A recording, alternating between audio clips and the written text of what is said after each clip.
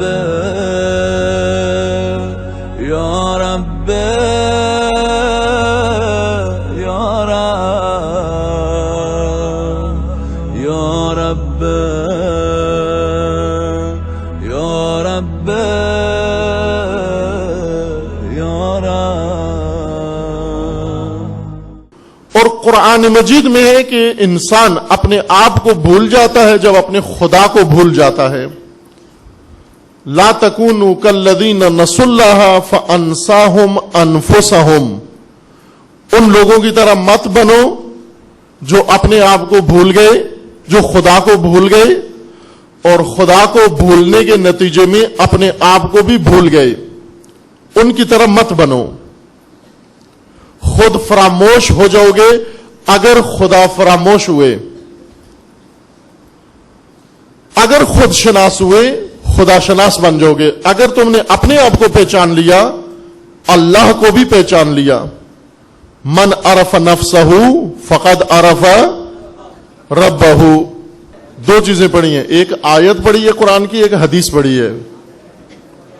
آیت یہ ہے لا تکونوا کالذین نسوا اللہ فانساہم انفسہم، ان لوگوں کی طرح مت بنو جو خدا کو بھول گئے اور خدا کو بھولنے کے نتیجے میں اپنے آپ کو بھی بھول گئے۔ اور اسی طرح حدیث ہے من عرف نفسہ فقد عرف ربہ، جس نے اپنے آپ کو پہچان لیا اس نے اپنے رب کو پہچان لیا۔ آیت میں ہے کہ اللہ کو فراموش مت کرو، بھولو مت ورنہ خود کو بھی بھول جاؤ گے۔ حدیث میں ہے کہ اگر تم نے اپنے آپ کو پہچان لیا تو اپنے رب کو پہچان لیا، یعنی تعلق ہے خدا کو پہچاننے کا اپنے پہچاننے کے ساتھ، اور تعلق ہے اللہ کو بھولنے کا خود کو بھولنے کے ساتھ۔ جو خدا کو بھولا ہوا ہے وہ خود کو بھی بھولا ہوا ہے، اور جس نے خود کو پہچان لیا اس نے اپنے اللہ کو رب کو پہچان لیا۔ علامات آپ کی خدمت میں ذکر کی ہیں کہ اس وقت شاید بہت کم ڈھونڈنے سے ملیں گے ایسے لوگ جو خود گمشدہ نہیں ہیں، اپنے مقام میں ہیں، اپنے مکان میں، اپنی ذات میں ہیں، اپنی طرف متوجہ ہیں۔ مولانا روم نے ایک واقعہ بڑا دلچسپ نقل کیا، علامہ اقبال نے بھی اس شعر کو اپنی کتاب میں ذکر کیا ہے فارسی کلام میں کہ دی شیخ با چراغ ہمیں گشت گرد شہر، از دی و دد ملولم و انسان مارزوست۔ مضمون یہ اس کا کہ ایک بہت دانا عالم انسان دن کے وقت، دوپہر کے وقت لالٹین لے کر، ٹارچ لے کر آن کر کے کچھ ڈھونڈ رہا تھا شہر کے اندر۔ تو ہم نے پوچھا، کسی اور نے پوچھا سمجھدار آدمی نے کہ اے شیخ، اے دانا انسان، تو کیا ڈھونڈ رہا ہے؟ اس نے کہا کہ انسان ڈھونڈ رہا ہوں، انسان۔ تو پوچھنے والے نے کہا کہ زحمت مت کرو، تھکو مت، یہ موجود نہیں ملتا، ہم نے بہت ڈھونڈا ہے یہ نہیں ملتا۔ دی شیخ با چراغ ہمیں گشت گرد شہر، از دی و دد ملولم و انسان مارزوست۔ یعنی کہنے لگا کہ یہ جو خود گم شدہ ہیں، خود کو گم کیے ہوئے ہیں، ان سے تھک چکا ہوں، اور اب ان طلسم شدہ، جادو شدہ لوگوں سے تھک گیا ہوں، انسان ڈھونڈ رہا ہوں جس کو اپنا پتہ ہو۔ جواب والے نے کہا کہ جواب دینے والے نے کہ وہ نہیں ملتا، گفتیم می پیدا نہ شود گشت اما، جواب دیا کہ وہ نہیں ملتا، ہم نے بہت ڈھونڈا ہے۔ گفتہ کہ می پیدا نہ شود ہما نہ مارزوس، کہا وہی نایاب اور وہی کمیاب اور وہی مخلوق جو نہیں ملتی اسی کو تلاش کر رہا ہوں۔ اس قدر کمیاب ہے، اس قدر نایاب ہے کہ دن کے وقت بھی لالٹین لے کر ڈھونڈے، ایسا انسان ملنا جسے خود کا پتہ ہو، انسانیت اپنی کا پتہ ہو، اپنے مقام کا پتہ ہو، وہ نہیں ملتا۔ عزیزان، ہم ایک بستی میں رہتے ہیں جس میں سب گم شدہ ہیں۔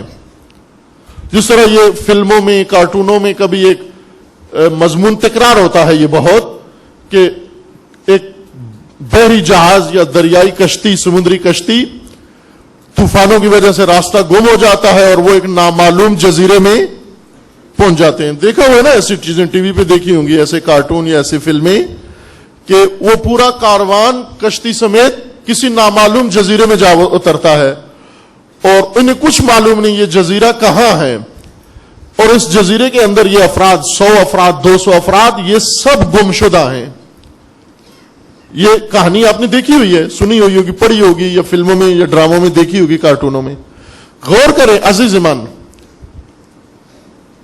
یعنی ہم بھی ایک ایسے جزیرے میں ہیں جس میں سب گمشدہ ہیں. ہمیں ایک ایسی کشتی میں سوار کر کے ایک ایسے جزیرے پہ اتار دیا گیا ہے جس کا کسی کو معلوم نہیں کہ یہ کیا ہے، کہاں ہے. یہ زندگی کا ماڈل، یہ وہی جزیرہ ہے نامعلوم، اور اس تعلیمی نظام کی کشتی نے، اس کلچر کی کشتی نے، آبائی طریقہ کار نے ہمیں اس کشتی پہ بٹھا کے زندگی کے طوفانوں میں نامعلوم جزیرے پہ آ کے اتار دیا ہے، اور سب گمشدہ. اب اس جزیرے میں رہنے والوں کو کچھ معلوم نہیں ہم کہاں ہیں، ہمیں کدھر جانا ہے، ہمارا کیا بنے گا، کچھ معلوم نہیں ان کو. اور وہ کہانی اس طرح سے ہے کہ وہ افراد جب اس نامعلوم جزیرے پہ جا کے اتر جاتے ہیں اور سب گمشدہ ہیں، ان کے پاس کھانے کے لیے کچھ بھی نہیں ہوتا.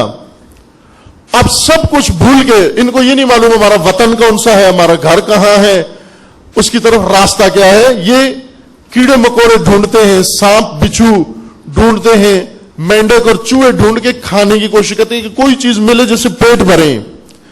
گمشدہ جزیرے میں، یا ایک جزیرے میں، نامعلوم جزیرے میں گمشدہ مخلوق کی علامت یہ ہے کہ اسے کسی چیز کی پرواہ نہیں، ہم کہاں سے اور کہاں جانا ہے، ہماری نجات کیسے ہوگی، فقط پیٹ بھرنے کی فکر میں ہے. پیٹ بھی بھریں کسی بھی حلال سے یا حرام سے. اس وقت ہم ایک ایسے نامعلوم جزیرے میں، اس کلچر نے اور اس طرز زندگی نے، اس مغربی تہذیب نے ہم سب کو پہنچا دیا، اس نسل کو، جس سے اسے یہی نہیں معلوم کہ ہم کون تھے، ہم کیا تھے، ہمیں کیا کرنا ہے، ہمیں کہاں جانا ہے. علامہ اقبال نے اسی المیہ کی طرف اشارہ کیا کہ میری قوم اور میری قوم کے جوان اور میری قوم کی یہ نسل یہ گمشدہ جزیرے میں ہے. اقبال کو خدا نے رہنما بنا کر، خضر امت بنا کر بھیجا کہ نامعلوم جزیرے میں گمشدہ امت کو نکالو اور انہیں اپنا مقام، اپنا پتہ، اپنی شخصیت اور اپنی حقیقت بتاؤ. اور وہ خضر راہ آیا، اس سرزمین پر آ کر فریادیں کرتا رہا کہ اے گمشدہ لوگو، اے وہ لوگو، ضلالت ہدایت کے مقابلے میں ہے. ہدایت راہ کا علم ہونا، مقصد کا علم ہونا. ضلالت یعنی گمراہی، راہ گم کر بیٹھنا یا مقصد گم کر بیٹھنا. گمشدہ، جتنے لوگ گمراہ ہیں یعنی گمشدہ ہیں، راہ گم کر بیٹھے ہیں، مقصد گم کر بیٹھے ہیں، اور اپنی حقیقت گم کر بیٹھے ہیں، اور اپنا راہبر گم کر بیٹھے ہیں، اپنا امام گم کر بیٹھے ہیں، اپنا مکتب گم کر بیٹھے ہیں. اور اس وقت فقط کس فکر میں ہے کہ کوئی چوہا، کوئی مینڈک، کوئی سانپ، کوئی چیز ملے جسے پیٹ بھر لوں. صرف اس فکر میں ہے انسانیت اس وقت. یہ گمشدہ لوگوں کی علامت ہے. عزیز من، ہمیں اس المیہ کو سمجھنا ہے، ہمیں اس مصیبت کو سمجھنا ہے. ہمیں گمشدہ جزیرے میں گمشدہ قوم کے ساتھ نہیں جانا. ہمیں ضلالت میں گری ہوئی قوم کے ساتھ حرکت نہیں کرنی. ہم نے جو مقصد گم کر بیٹھے ہیں، جو راہ گم کر بیٹھے ہیں، جو راہبر گم کر بیٹھے ہیں، جو رہنمائی و ہدایت گم کر بیٹھے ہیں، ان کا پیروکار نہیں بننا، بھیڑ چال نہیں چلنا. بھیڑ چال انسان کے لیے سب سے بڑی مصیبت ہے. بھیڑ چال یعنی نہ سوچتے ہوئے، نہ سمجھتے ہوئے، نہ آگاہانہ طور پر کچھ لوگوں کے پیچھے آنکھیں بند کر کے چل پڑنا، ان لوگوں کے پیچھے جنہیں خود معلوم نہیں ہے کہاں جا رہے ہیں۔ اسی گمشدہ جزیرے میں، سمندروں میں اور اوشینز کے اندر ایسی جگہ چھوٹی چھوٹی خشکیاں نکلی ہوتی ہیں جن کے چاروں طرف پانی ہوتا ہے۔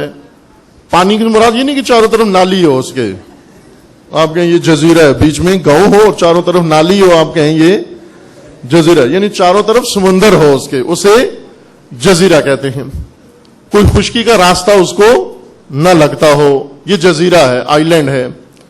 اس گمشدہ جزیرے پر ایک کشتی سے اترے ہوئے لوگ جنہیں حادثہ طوفان لے گیا۔ آج عزیزان، طوفان اس زمانے میں مغربی تہذیب کا طوفان، مغربی تعلیم کا طوفان، خواہشات کا طوفان، میڈیا کا طوفان،